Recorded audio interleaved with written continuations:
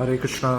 എൻ്റെ സ്വന്തം ഗുരുവായൂരപ്പ, നമ്മുടെ സ്വന്തം ഗുരുവായൂരപ്പ, നമ്മുടെ എല്ലാവരുടെയും സ്വന്തം ഗുരുവായൂരപ്പ.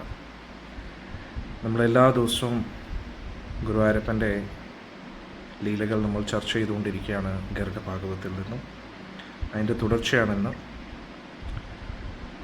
കഴിഞ്ഞ വീഡിയോയിൽ നമ്മൾ ഭഗവാൻ അവതരിച്ചു എന്നൊരു ഭാഗമാണ് ചർച്ച ചെയ്തത്.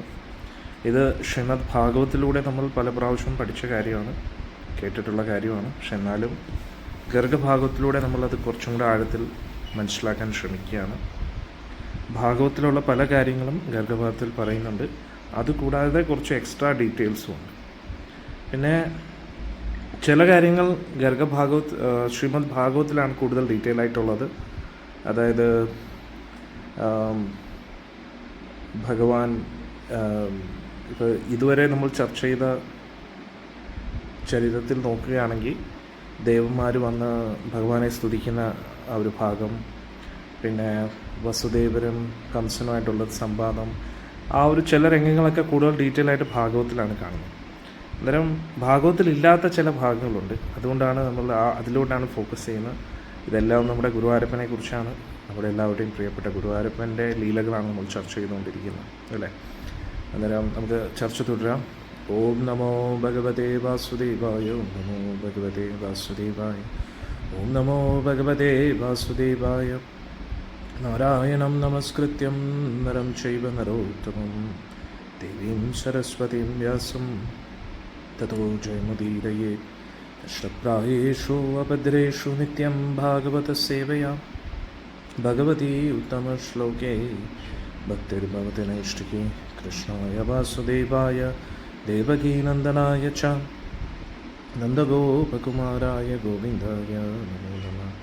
ഓമജ്ഞാനതിമിരന്ധസ്യ ജ്ഞാനാഞ്ജനശലാഘായ ചക്ഷുരുന്മിലിതം യേന തസ്മൈ ശ്രീഗുരവേ നമഃ. ശ്രീചൈതന്യമനോഭീഷ്ടം സ്ഥാപിതം യേന ഭൂതലേ സ്വയം രൂപകഥാ മह्यं ദദാതു സ്വപദാന്തികം.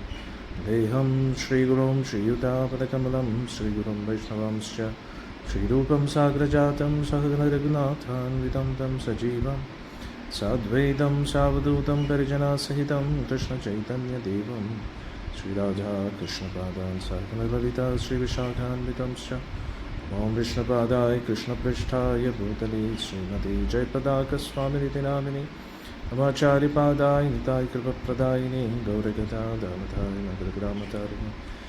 ഓം വിഷ്ണുപാദായ കൃഷ്ണപൃഷ്ഠായ ഭൂതലേ ശ്രീമതേ ഭക്തിവേദാന്തസ്വാമിനിതി നാമിനി നമസ്തേ സാരസ്വതേ ദേവേ ഗൗരവാണി പ്രചാരിണേ നിർവിശേഷശൂന്യവാദി പാശ്ചാത്യദേശകാരിണേ.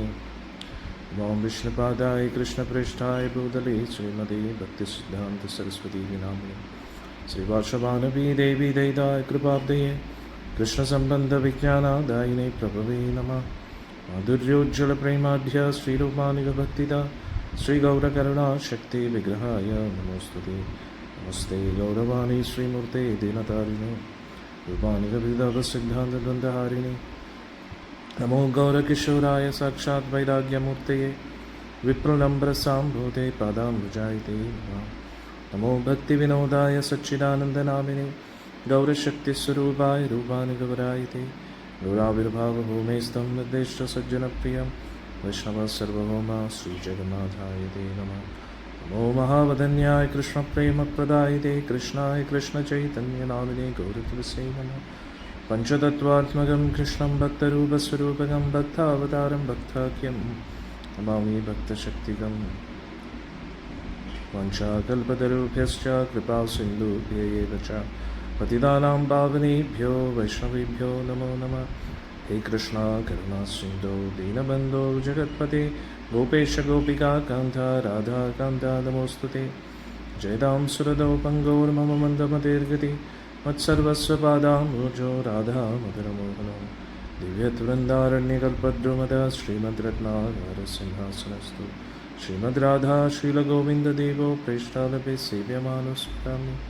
ശ്രീമണ്ഡാസരസാരംഭീ വംശൈവരത്തടസ്ഥിത കർഷൻ വേണുസ്വരേ ഗോപിനാഥശ്രീസ്തുന. തപ്തകാഞ്ചന ഗൗരാംഗീ രാധേ വൃന്ദാവനേശ്വരി വൃഷഭാനുസുതേ ദേവി പ്രണമാമി ഹരിപ്രിയേ പ്രണമാമി ഹരിപ്രിയേ പ്രണമാമി ഹരിപ്രിയേ जय श्री कृष्ण चैतन्य प्रभु नित्यानंद श्री अद्वैत गदाधर श्रीवासदि गौरभक्तवृंद। जय श्री कृष्ण चैतन्य प्रभु नित्यानंद श्री अद्वैत गदाधर श्रीवासदि गौरभक्तवृंद। हरे कृष्णा कृष्ण कृष्ण हरे हरे, हरे राम राम राम हरे हरे, हरे कृष्ण कृष्ण कृष्ण हरे हरे, हरे राम राम राम हरे हरे। मूकं करोति वाचालं पङ्गुं लङ्घयते गिरिं यत्कृपातमहं वन्दे श्रीगुरुं दीनतारिणं परमानन्दमाधवं ശ്രീചൈതന്യമീശ്വരം। ഹരി ഓം തത്സത്. ഹരേ കൃഷ്ണ. നമുക്ക് ചർച്ച തുടരാം. കമൻസിൽ എല്ലാവരും എൻ്റെ സ്വന്തം ഗുരുവായൂരപ്പ എന്നിടുക. നന്ദോത്സവത്തെക്കുറിച്ചാണ് നമ്മളിന്ന് ചർച്ച ചെയ്യാൻ പോകുന്നത്. എന്താണ് ഈ നന്ദോത്സവം? അതായത് നന്ദ മഹാരാജന് വർഷങ്ങളായിട്ട് കുട്ടികളില്ലായിരുന്നു. ഇപ്പോൾ അതീവ സുന്ദരനായ ഒരു കുട്ടി അവർക്ക് ലഭിച്ചിരിക്കുകയാണ്, നമ്മുടെ ഭഗവാൻ ഗുരുവായൂരപ്പൻ. അപ്പോൾ നന്ദ മഹാരാജൻ്റെ സന്തോഷത്തിനൊരു സീമ കാണത്തില്ലല്ലോ, ഇല്ലേ? ഒരു കൊടും ദാരിദ്ര്യത്തിലിരുന്ന ഒരു വ്യക്തിക്ക് പെട്ടെന്ന് അമൂല്യമായിട്ടുള്ളൊരു നിധി ലഭിച്ച അവസ്ഥയിലാണ് നന്ദ മഹാരാജ്. നമുക്ക് നോക്കാം. ഒരു മകൻ ജനിച്ചു എന്നറിഞ്ഞപ്പോൾ നന്ദ മഹാരാജ് വളരെയധികം സന്തോഷിച്ചു. എന്നിട്ട് പൊതുവെ കുട്ടികൾ ജനിച്ച വൈദിക സംസ്കാരം അനുസരിച്ചുള്ള ചടങ്ങുകളൊക്കെ നടത്താനായിട്ട് ബ്രാഹ്മണരെ നിയമിച്ചു. അവർ വന്നു. ആ ജനനത്തോടു കൂടിയുള്ള ചടങ്ങുകളൊക്കെ പൂർത്തീകരിച്ചപ്പോൾ നന്ദ മഹാരാജ് ഒരുപാട് സന്തോഷത്തോടുകൂടി ദക്ഷിണയായിട്ട് 1,00,000 പശുക്കളെ ദാനമായിട്ട് നൽകി. കുന്നുകണക്കിന് രത്നങ്ങളും സ്വർണ നാണയങ്ങളുമൊക്കെ ബ്രാഹ്മണർക്ക് ദാനമായിട്ട് നൽകി. തുടർച്ചയായിട്ട് ബ്രജത്തിലുള്ള വൃന്ദാവനത്തിലുള്ള പല വിദ്വാൻമാർ ഈ സംഗീത വിദ്വാൻമാരൊക്കെ അവരുടെ വാദ്യ ഉപകരണങ്ങൾ വായിച്ചുകൊണ്ട് നൃത്തം ചെയ്യുകയായിരുന്നു. വൃന്ദാവനം എന്ന് പറഞ്ഞാൽ ഗോകുലമാണ് കേട്ടോ. വൃന്ദാവനം എന്ന് ഞാൻ പൊതുവെ മൊത്തത്തിൽ ഉദ്ദേശിച്ച് പറഞ്ഞതാണ്, പക്ഷേ ഇത് ഗോകുലത്തിലാണ്. അതിൽ അവിടെയുള്ള എല്ലാ വീടുകളും അലങ്കരിച്ചിരിക്കുകയാണ്. അതിമനോഹരമായിട്ട് സുന്ദരമായിട്ടുള്ള കുടങ്ങളൊക്കെ കൊണ്ട്.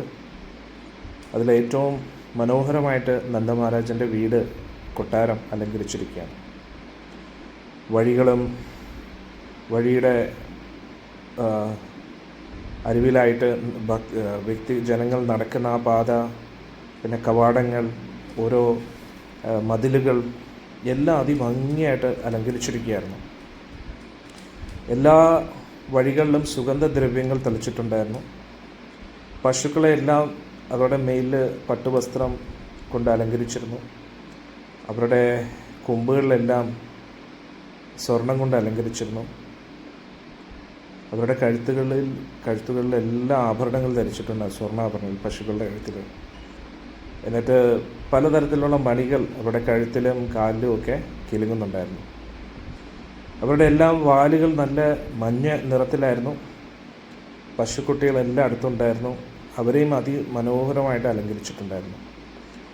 പല മഞ്ഞൾ കൊണ്ടും കുങ്കുമം കൊണ്ടും അവരെ അലങ്കരിച്ചിരുന്നു. പലതരത്തിലുള്ള രൂപങ്ങളും അവരുടെ ദേഹത്ത് ഇങ്ങനെ വരച്ചു വെച്ചിട്ടുണ്ടായിരുന്നു. അത് കാണാൻ നല്ല ഭംഗിയായിരുന്നു. ഇനി കാളകളുടെ തലയിലും മയിൽപ്പീലിയൊക്കെ കൊണ്ട് അലങ്കരിച്ചിരുന്നു. അവരുടെ ദേഹത്തെല്ലാം സുഗന്ധജലം തളിച്ചിരുന്നു. അന്നേരം നന്ദമഹാരാജൻ്റെ ആ ഭവനത്തിൽ പശുക്കളും കാളകളെയൊക്കെ കാണാൻ നല്ല ചന്തമായിരുന്നു. ഇനി അവരുടെ കഴുത്തിൽ സ്വർണ്ണാഭരണങ്ങൾ മാത്രമല്ല മുത്തുമാലകൾ ഉണ്ടായിരുന്നു. അവരുടെ കാലും പലതരത്തിലുള്ള മണികളെ കൊണ്ട് അലങ്കരിച്ചിരുന്നു. പശുക്കുട്ടികളാണെങ്കിൽ അടങ്ങി ഒതുങ്ങി ഇരിക്കുന്നില്ലായിരുന്നു. അവർ ചാടിക്കൊണ്ടേ ഇരിക്കുകയായിരുന്നു. അന്നേരം ആ കിലുങ്ങുന്ന ശബ്ദം കൂടിക്കൊണ്ടേയിരുന്നു. എപ്പോഴും കിലുങ്ങുന്ന ശബ്ദമായിരുന്നു. അന്നേരം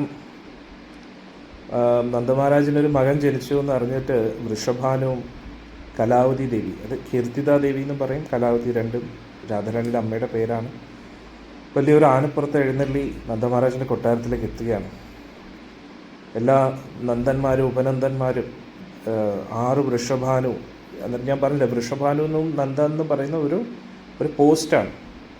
അന്നേരം ആ ഉള്ള വൃഷഭാനുവിലെ ഏറ്റവും പ്രധാനപ്പെട്ട രാജാവാണ് വൃഷഭാനു, നമ്മുടെ രാധാറാണിയുടെ അച്ഛൻ. ഓക്കെ. പിന്നെ അതിലെ ഏറ്റവും പ്രധാനപ്പെട്ട നന്ദനാണ് നന്ദ മഹാരാജ്. ഓക്കെ. അദ്ദേഹത്തിൻ്റെ യഥാർത്ഥ പേര് നമുക്ക് നോക്കേണ്ടതായിട്ടുണ്ട്. അതിനെക്കുറിച്ച് ഡീറ്റെയിൽസ് നമുക്ക് നോക്കാം. അങ്ങനെ എല്ലാ നന്ദന്മാരും ഉപനന്ദന്മാരും അത് എത്ര പശുക്കളുണ്ട് അതിൻ്റെ അടിസ്ഥാനത്തിലാണ് ഞാൻ പറഞ്ഞല്ലോ, അതെല്ലാവർക്കും ഓർമ്മയുണ്ടല്ലോ അല്ലേ. അന്നേരം എത്ര എണ്ണം പശുക്കളുണ്ടോ അതിൻ്റെ അടിസ്ഥാനത്തിലാണ് അവർക്ക് നന്ദൻ എന്ന പോസ്റ്റും ഉപനന്ദൻ എന്നും വൃഷഭാനു എന്നുള്ള പേര് കിട്ടുന്നത്. അവരെല്ലാം ഒരുപാട് ഉപഹാരങ്ങൾ കൊണ്ടുവന്നു. അവരുടെ തലയിലൊരു തലപ്പാവ് കെട്ടിയിട്ടുണ്ട്, അത് വളരെ ഭംഗിയായിരുന്നു, പല പല പൂക്കളെ കൊണ്ട് അലങ്കരിച്ചിരുന്നു. പിന്നെ അവരെല്ലാം മയിൽപ്പീലി ധരിച്ചിരുന്നു, പലതരത്തിലുള്ള കാട്ടിലുള്ള പുഷ്പങ്ങളുടെ മാല ധരിച്ചിരുന്നു, പിന്നെ മഞ്ഞ വസ്ത്രം ധരിച്ചിരുന്നു. അവരുടെ കയ്യിലെല്ലാം ഓടക്കുകളുണ്ടായിരുന്നു, വടിയുണ്ടായിരുന്നു. അന്നേരം നമ്മൾ മനസ്സിലാക്കേണ്ടത് ഇത് എല്ലാവർക്കും വലിയൊരു ഇതായിരിക്കും, ഷോക്കായിരിക്കും. പൊതുവേ ഭഗവാൻ കൃഷ്ണൻ മാത്രം മയിൽപ്പീലി ധരിക്കുന്നു, ഓടക്കുള്ളി ധരിക്കുന്നു എന്നാണ് നമ്മൾ വിചാരിക്കുന്നത്. പക്ഷേ വൃന്ദാവനത്തിലെ എല്ലാ ഗോപന്മാരും അത് ധരിക്കാറുണ്ട്. മനസ്സിലായില്ലേ? അത് എല്ലാവർക്കും ഒരു പുതിയൊരു സംഭവമായിരിക്കും, പുതിയൊരു അറിവായിരിക്കും. അന്നേരം വൃന്ദാവനത്തിലുള്ള ഗോപന്മാരെല്ലാവരും മയിൽപ്പീലി ധരിക്കും, എല്ലാവരും തലപ്പാ കെട്ടും കാണും, പിന്നെ വനമാലയും ധരിക്കും, പീതാംബരവും ധരിക്കാറുണ്ട്. പീതാംബരം എല്ലാവരും ധരിക്കും, പല കളറിലുള്ള വസ്ത്രം ധരിക്കും. പക്ഷേ ഏറ്റവും കൂടുതൽ ഭഗവാനാണ് ധരിക്കുന്നത്. പക്ഷേ ഓടക്കുള്ളിലും ഇവർ കരുതുന്നുണ്ട്, കാരണം ഓടക്കുള്ളിൽ പശുക്കളെയും അവരുടെ ഒരു ആനന്ദത്തിനും വേണ്ടിയാണ്. മനസ്സിലായി? അത് എല്ലാവരും നോട്ട് ചെയ്യാം. എന്നിട്ട് ഒരുപാട് ഗോപന്മാരങ്ങനെ ദേഹമുഖം ചന്ദനമൊക്കെ ധരിച്ച് അലങ്കരിച്ചുകൊണ്ട് അവർ വരികയാണ്. അവരൊക്കെ വളരെയധികം സന്തുഷ്ടരായിട്ട് കാണപ്പെട്ടു. അന്നേരം ഭഗവാൻ കൃഷ്ണൻ്റെ വേഷം എന്ന് പറഞ്ഞാൽ ഒരു ഗോപൻ്റെ വേഷമാണ്. മനസ്സിലായില്ലേ? അന്നേരം ഭഗവാൻ ഒരു ഗോപനായിട്ട് വേഷം ധരിക്കുകയാണ്. അതാണ് ഓടക്കുള്ളും മയിൽപ്പീലിയും ധരിച്ചിട്ടുള്ള ഭഗവാന്റെ വേഷം. മനസ്സിലായില്ലേ? അവരെല്ലാവരും നൃത്തം ചെയ്തു, പാട്ട് പാടി, അവരുടെ ആഭരണങ്ങളൊക്കെ കിലുങ്ങിക്കൊണ്ടിരുന്നു. അവർക്കെല്ലാവർക്കും താടിയും മീശ ഉണ്ടായിരുന്നു പറയും. അവരുടെ മക്കളും ഗോപന്മാർക്കൊക്കെ താടിയും മീശ ഉണ്ടായിരുന്നു. അവരുടെ മക്കളുമായിട്ട് വന്നു, പല പല ഉപഹാരങ്ങളും കൊണ്ടുവന്നു. അവരുടെ കയ്യിലെല്ലാം വടികളുണ്ടായിരുന്നു, പല പല വെണ്ണ, നെയ്യ്, പാല്, പിന്നെ തൈര്, ഇതെല്ലാം അവർ ഉപഹാരങ്ങളായിട്ട് കൊണ്ടുവന്നു. അങ്ങനെ പല പല ഗോപന്മാരും നന്ദമാരൻ്റെ കൊട്ടാരത്തിൽ വന്നു. സന്തോഷം കൊണ്ടും സ്നേഹം കൊണ്ടും അവരുടെ കണ്ണീരിങ്ങനെ ഒഴുകുകയായിരുന്നു. അവരെല്ലാവരും ആ വ്രജമെന്നാണ് മൊത്തത്തിൽ, അതായത് നമ്മളെ സംബന്ധിച്ചിടത്തോളം വൃന്ദാവൻ എന്ന് പറഞ്ഞു കഴിഞ്ഞാൽ ഭഗവാന്റെ ലീലകൾ നടന്ന സ്ഥലം. അന്നേരം ആ ഭഗവാന്റെ ലീലകൾ നടന്ന സ്ഥലത്തിനെ നമ്മൾ പറയേണ്ടത് വ്രജാണ്. വ്രജം എന്ന് പറഞ്ഞാൽ പശുക്കൾ സന്തോഷത്തോടുകൂടി വിഹരിക്കുന്ന സ്ഥലം, അതിനെയാണ് വ്രജ് എന്ന് പറയുന്നത്. ഒരു മിനിറ്റ്.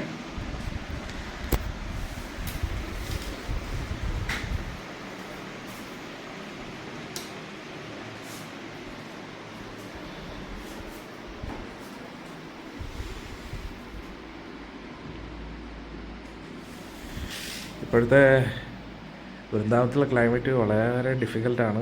ചൂട് കൂടുതൽ, കൊടുങ്കാറ്റ്, നല്ല ശക്തമായിട്ടുള്ള മഴ, വളരെ ബുദ്ധിമുട്ടാണ് ഇവിടെ നിൽക്കാൻ. ഇത് കാരണം കലിയുഗമല്ലേ, എല്ലാവർക്കും വൃന്ദാവനത്തിൽ നിൽക്കാൻ യോഗ്യതയില്ല. അതുകൊണ്ട് പ്രകൃതി എപ്പോഴും ഇങ്ങനെ രൂക്ഷമായിട്ട് പെരുമാറും. പക്ഷെ നമ്മൾ നാമം ജപിച്ച് നിൽക്കണം അല്ലേ, ഭഗവാന്റെ അനുഗ്രഹത്തിനായിട്ട്. അത് ഞാൻ പറഞ്ഞു വന്നത്. അന്നേരം വ്രജ് എന്നാണ് പറയുന്നത്. ഓക്കെ. പക്ഷെ അത് ഇവിടുത്തെ ഭാഷയിൽ, അതായത് ഭഗവാന്റെ ഈ സ്ഥലത്തിലെ ഭാഷ ബ്രജ ഭാഷ എന്നാണ്. ബ്രജഭാസി എന്ന് പറയത്തില്ലേ. അന്നേരം എന്ന് പറയും നമ്മൾ, പക്ഷെ ഇവിടെ ആവും. ഇവിടെ ഇല്ല. അതുകൊണ്ട് എന്നുള്ളത് ആവും, ബ്രജഭാസി എന്നാവും. വൃന്ദാവൻ എന്നുള്ളത് ബൃന്ദാവൻ, അങ്ങനെയാവും കേട്ടോ. അന്നേരം അതുകൊണ്ടാണ് ബാങ്കെ ബിഹാരി എന്നും പറയുന്നത്. വൻ കെ ബിഹാരി എന്ന് വനത്തിൽ വിഹരിക്കുന്നവൻ എന്നുള്ളത് ബൻ കെ ബിഹാരി, അങ്ങനെയായിപ്പോൾ. എല്ലാം കുറച്ച് കൺഫ്യൂസിങ് ആണ്.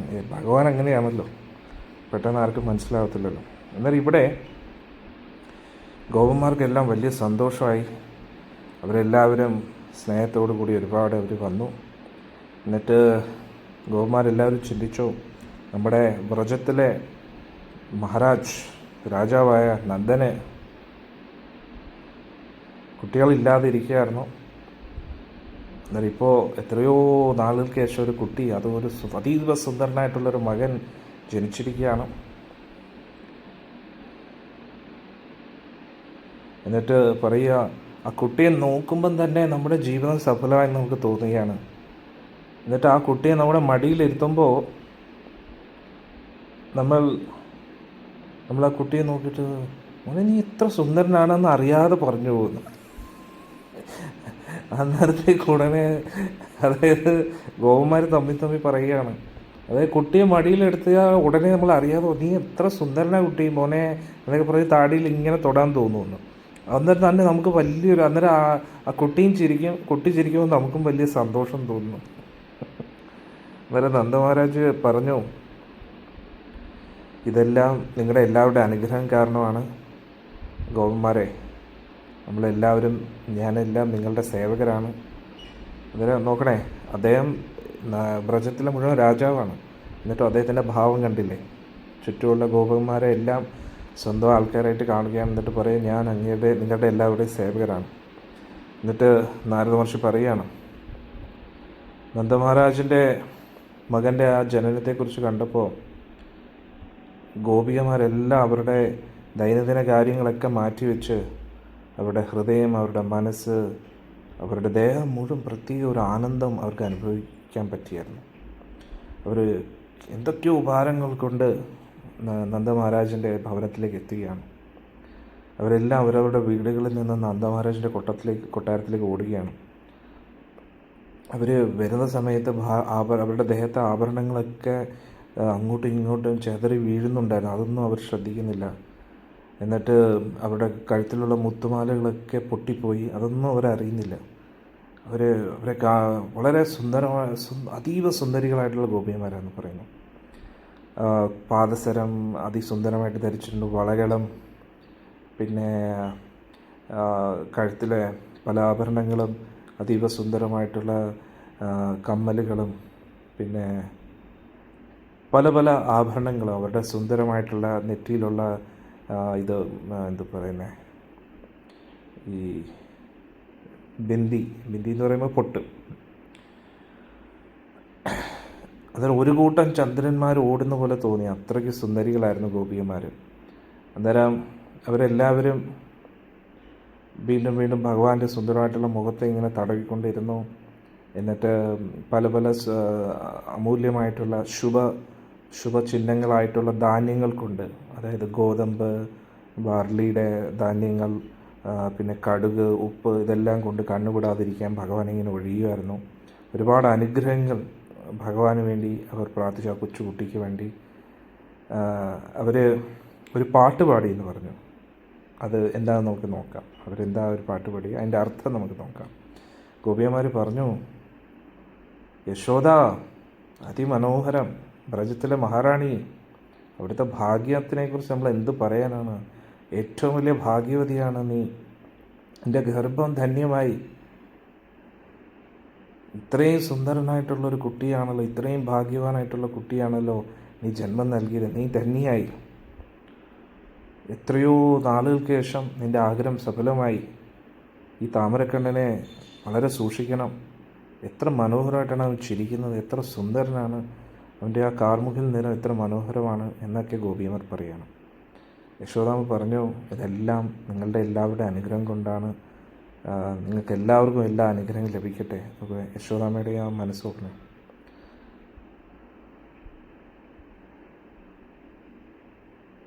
എന്നിട്ട് യശോദാമ്മ രോഹിണി അമ്മയടുത്ത് പറഞ്ഞു, രോഹിണി ദേവി ഈ വന്നവരെ എല്ലാവരെയും ആരാധിക്കണം, അവർക്ക് എല്ലാവിധ ആദരവും നൽകണം, അവരുടെ എല്ലാ ആഗ്രഹങ്ങളെയും പൂർത്തീകരിക്കണം എന്ന് രോഹിണി അമ്മയടുത്ത് പറഞ്ഞു. അന്നേരം ഇവിടെ നാരദ മഹർഷി എടുത്ത് പറയുന്നു, രോഹിണി ദേവി എന്ന് പറയുന്നത് ക്ഷത്രാണിയാണ്, കൊട്ടാരത്തിലെ വസുദേവരുടെ ഭാര്യയാണ്. പക്ഷെ എന്നിട്ടും നന്ദമഹാരാജിൻ്റെ ഭാര്യ യശോദാമ്മയടുത്ത് രോഹിണി അമ്മയ്ക്ക് വലിയ ബഹുമാനമായിരുന്നു. അതുകൊണ്ട് യശോദാമ്മ പറഞ്ഞപ്പോഴത്തേക്ക് രോഹിണി ദേവിക്ക് അതൊരു അപമാനമായിട്ടൊന്നും തോന്നിയില്ല. സന്തോഷത്തോടു കൂടി രോഹിണി ദേവി യശോദാമ്മയ്ക്ക് വേണ്ടി ദാനധർമ്മങ്ങൾ ചെയ്യുമായിരുന്നു. അതൊന്ന് ആലോചിച്ചു. വൃന്ദാവനത്തിലെ ഒരു പ്രത്യേക ഭാവമാണ് അവിടെ, മനസ്സിലായില്ല? വ്രജത്തിലെ ആ ഒരു ഭാവം എപ്പോഴും അങ്ങനെയാണ്, ഉച്ചനീചത്വമൊന്നുമില്ല, എല്ലാവരും തുല്യരാണ്. പക്ഷേ സ്ഥാനങ്ങളുണ്ടെന്നാണ്. ഇപ്പം നന്ദമഹാരാജ് എന്ന് പറയുന്നത് രാജാവാണ്, അല്ലേ? ഇപ്പോൾ രോഹിണി ദേവി എന്ന് പറയുന്നത് വസുദേവരുടെ ഭാര്യയാണ്, അന്നേരം അത്രയും ഉയർന്ന സ്ഥാനത്താണ്. പക്ഷെ എന്നാലും അവിടെ എല്ലാം ഒരു സൗഹൃദത്തിലാണ്. ആ സ്ഥാനങ്ങളുണ്ടെങ്കിലും എല്ലാവരും ആ സ്ഥാനത്തെ അംഗീകരിക്കുന്നുണ്ട്, ബഹുമാനിക്കുന്നുണ്ട്. പക്ഷെ ആ സ്ഥാനത്ത് ഇരിക്കുന്നവർക്ക് ഒരു അഹങ്കാരം അതിൻ്റെ പേരിലില്ല അവിടെ. അന്നേരം അതീവ സുന്ദരിയായിട്ടുള്ള രോഹിണി ദേവി വ്രജത്തിലുള്ള ഓരോ വ്രജവാസികളെയും ആദരവ് നൽകിയെന്നാണ് പറയുന്നത്. അവരെല്ലാവരെയും ആദരിച്ചു എന്നാണ്. അന്നേരം ഇവരെല്ലാം വൈശ്യരാണ്. വൈശ്യരെന്ന് പറഞ്ഞാൽ വ്യവസായം, അതായത് 4 തരത്തിലുള്ള വർണ്ണാശ്രമങ്ങളുണ്ടല്ലോ. അത് ഒരിക്കലും ജനനത്തിൻ്റെ അടിസ്ഥാനത്തിലല്ല, കർമ്മത്തിൻ്റെ അടിസ്ഥാനം. ജനനം കൊണ്ട് ആ ഒരു ജീവിത രീതിയിലേക്ക് പോകുന്നു. ഇതൊരു ജീവിത രീതിയാണ്, അല്ല ഉച്ചനീചത്വമല്ല. അന്നേരം ഇവിടെ ബ്രാഹ്മണൻ എന്ന് പറഞ്ഞാൽ പൂജാതി കർമ്മങ്ങളും വേദശാസ്ത്ര പഠനവും, ക്ഷത്രിയ എന്ന് പറഞ്ഞാൽ ക്ഷത്രിയ കർമ്മം ചെയ്യുന്നവർ. അന്നേരം വൈശ്യർ എന്ന് പറഞ്ഞാൽ ഗോരക്ഷയും കൃഷിയും ചെയ്യുന്നവരെയാണ് വൈശ്യർ, വ്യവസായം ചെയ്യുന്നവരെയാണ്. അന്നേരം അങ്ങനെ നോക്കുമ്പോൾ ആ ഒരു ഹൈറാർക്കി അനുസരിച്ച് നോക്കും. ഇപ്പോൾ ഒരു പ്രധാനമന്ത്രിക്ക് ഒരു സ്ഥാനമുണ്ട്, മുഖ്യമന്ത്രിക്ക് ഒരു സ്ഥാനമുണ്ട്, പഞ്ചായത്ത് ലെവലും കോർപ്പറേഷനും അവർക്കൊരു സ്ഥാനമുണ്ട്, അല്ലേ? അന്നേരം അങ്ങനെ നോക്കുമ്പോൾ വൈശ്യരെന്ന് പറയുന്നത് ക്ഷത്രിയക്കാട്ടിലും താഴെയാണ്. പക്ഷേ ഇവിടെ നമ്മൾ നോക്കുമ്പോൾ രോഹിണി അമ്മ യശോദാമ്മ പറഞ്ഞ ഉടൻ തന്നെ എല്ലാവർക്കും അത് വേണ്ടത് ദാനധർമ്മങ്ങളും അവരെ ബഹുമാനിക്കുകയും ആദരവൊക്കെ നൽകുകയായിരുന്നു. നോക്കണേ, അന്നേരം ഇവിടെ ഭഗവാൻ കൃഷ്ണൻ, പരമദിവ്യോത്തമ പുരുഷനായ ഭഗവാൻ വ്രജത്തിൽ വന്ന ഉടനെ എല്ലായിടത്തും ശുഭശബ്ദങ്ങൾ മാത്രമേ കേൾക്കാൻ പറ്റുമായിരുന്നു. എല്ലാവരും അതീവ സന്തോഷത്തിലായിരുന്നു. അന്നേരം ആ ഗോപന്മാരും ഗോപിയമാരും അങ്ങോട്ടും ഇങ്ങോട്ടും സന്തോഷത്തോടു കൂടി വെണ്ണയും പാലും തൈരും എല്ലാം അങ്ങോട്ടും ഇങ്ങോട്ടും എറിയുമായിരുന്നു പറഞ്ഞു. കാരണം അവർ വെണ്ണയും പാലും തൈരും ഒക്കെ വെച്ച് ഹോളി കളിക്കുകയായിരുന്നു. അന്നേരം വലിയ മുതിർന്ന വ്യക്തികളൊക്കെ ആ തൈരിൽ കാല് സ്ലിപ്പായിട്ട് വീഴുകയും ചെയ്തു എന്ന് പറഞ്ഞു. അന്നേരം ഇത് കണ്ടിട്ട് എല്ലാവരും ചിരിച്ചു എന്നുള്ളതാണ്. എന്നിട്ട് അവർ എഴുന്നേക്കും, അന്നേരം വീണ്ടും അവരെ തള്ളി താഴെ ഇടും. എന്നിട്ട് അങ്ങോട്ടും ഇങ്ങോട്ടും തൈരും പാലും വെണ്ണയൊക്കെ എടുത്ത് എറിയുമായിരുന്നു. അത്രയ്ക്ക് സന്തോഷത്തിലായിരുന്നു എന്ന് പറയുന്നത് വ്രജവാസികളെല്ലാം. എന്നിട്ട് അതീവ പണ്ഡിതന്മാരായിട്ടുള്ള അവരെല്ലാം പല പല പുരാണങ്ങളിൽ നിന്നും ശാസ്ത്രങ്ങളിൽ നിന്നും എല്ലാം പല പല ശുഭശ്ലോകങ്ങൾ ഉരുവിടാൻ തുടങ്ങി. ആ ഓരോ വ്യക്തികൾക്കും 1000 പശുക്കളെയും പല പല വസ്ത്രങ്ങളും നന്ദമഹാരാജ് ദാനമായിട്ട് നൽകി, പല പല രത്നങ്ങളും കുതിരകളും ആനകളും ഒക്കെ. അന്നേരം ഒന്ന് ആലോചിച്ച് നോക്കൂ. അന്നേരം ആനകളെയൊക്കെ കൊടുക്കുന്നതിൻ്റെ അർത്ഥം നന്ദമഹാരാജ് വെറും സാധാരണ ഒരു ഗോപൻ മാത്രമല്ലായിരുന്നു, രാജാവായിരുന്നു. വ്രജത്തിലെ മുഴുവൻ രാജാവായിരുന്നു. അത്രയും സമ്പദ് സമൃദ്ധിയോടാണ്. പിന്നെ ശ്രീമതി രാധാറാണിയും വരുന്നത് വലിയൊരു ആനയുടെ പുറത്താണ്. ശ്രീമതി രാധാറാണിയുടെ അച്ഛനായ വൃഷഭാനു വരുന്നത് ആനപ്പുറത്താണ്. അന്നേരം വളരെയധികം സമ്പദ് സമൃദ്ധിയിലായിരുന്നു വ്രജം എന്ന് നമ്മൾ മനസ്സിലാക്കുക. അന്നേരം നന്ദമഹാരാജ് വീണ്ടും വ്രജത്തിലെ ഇവിടെ എടുത്തു പറയുന്നു, വ്രജത്തിലെ ഭരണാധികാരിയായിരുന്നു. അസംഖ്യം സമ്പത്ത് ഇങ്ങനെ ദാനമായിട്ട് കൊടുക്കുകയായിരുന്നു എല്ലാവർക്കും.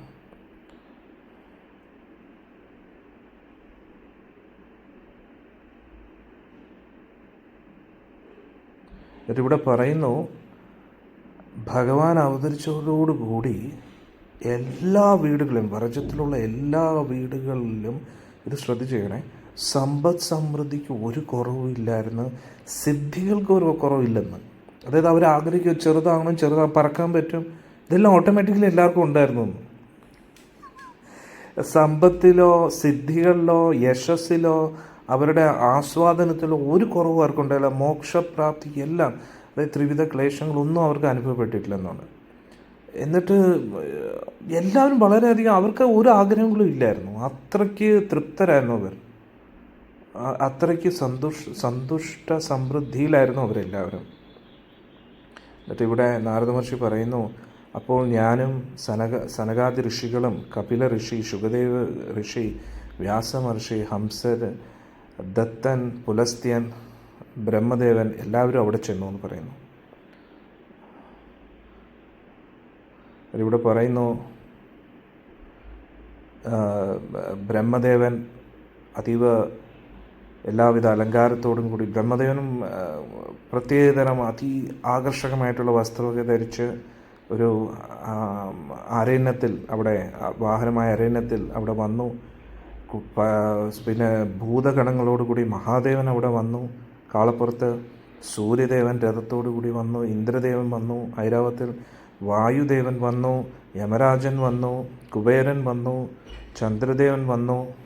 അഗ്നിദേവൻ വന്നു. വരുണദേവൻ വന്നു. കാർത്തികസ്വാമി വന്നു. സരസ്വതി ദേവി വന്നു. എല്ലാവരും അവരവരുടെ വാഹനങ്ങളിലാണ് വരുന്നത്. ലക്ഷ്മി ദേവി വന്നു. ദുർഗാദേവി വന്നു. എന്നിട്ട് ഭൂമിദേവി സ്വയം ഒരു പശുവിൻ്റെ രൂപത്തിൽ വന്നു. എന്നിട്ട് 16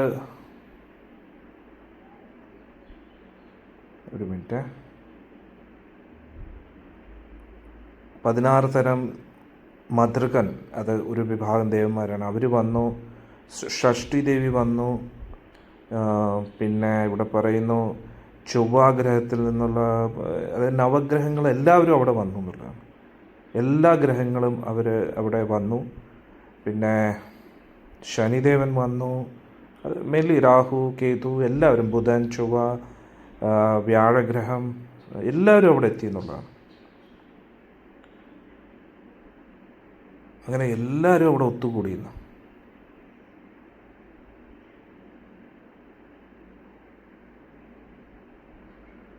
അങ്ങനെ എല്ലാവരും നന്ദമഹാരാജിൻ്റെ കൊട്ടാരത്തിൻ്റെ അടുത്തെത്തി.